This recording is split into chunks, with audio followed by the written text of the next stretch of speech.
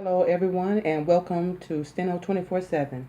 This is State of Wisconsin versus Avery case. We left off on page 78, verse 18, and we will pick up on page 78, 19.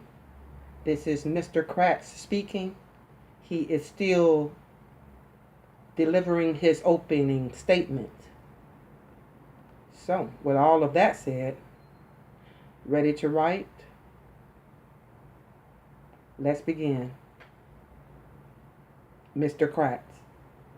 The first 11 days of this case become extremely important, and for just about 5 minutes here, I want to give you those 11 days in, and what you have just heard, that part of the investigation. You have only heard 11 days worth of investigation, which has gone on 15 months now.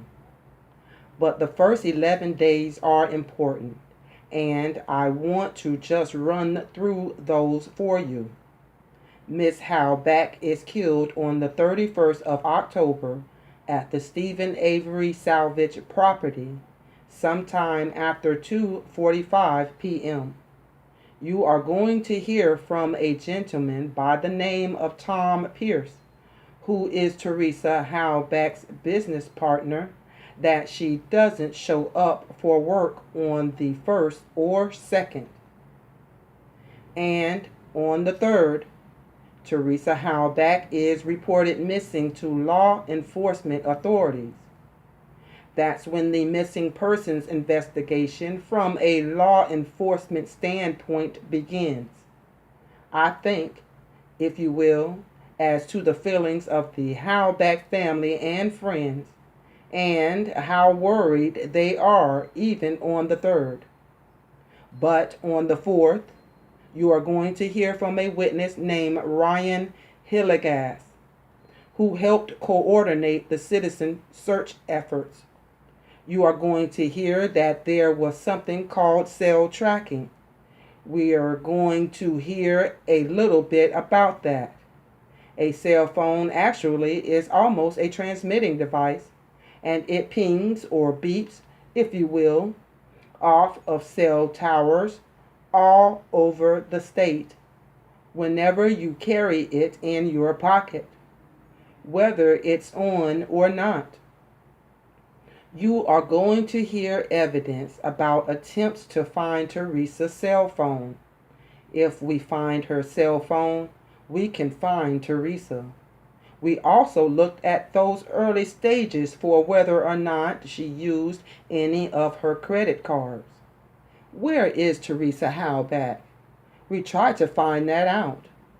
You are going to hear that a gentleman by the name of Kurt Drum, a pilot in the Manitowoc area, volunteered his airplane and helped law enforcement fly over Mr. Zipper's residence and Mr. Smith's residence and the Avery compound and any of the roads that may have led to and from there to try and find Teresa Halbach.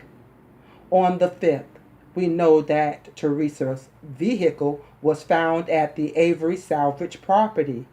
You will hear that search warrants were obtained. You will hear during the course of this case that a search warrant is nothing more than a piece of paper. It's a judicial authorization. A judge authorizes law enforcement officers to search the property in private areas. And we got many search warrants in this case and searched for her body. You have heard already that on the 6th, firearms are obtained or taken from Mr. Avery's bedroom. His garage is searched, at least the first search of the garage for those items of obvious evidentiary value. But remember, on that Sunday, we don't have any results yet from the crime lab. Those don't come until sometime on Monday.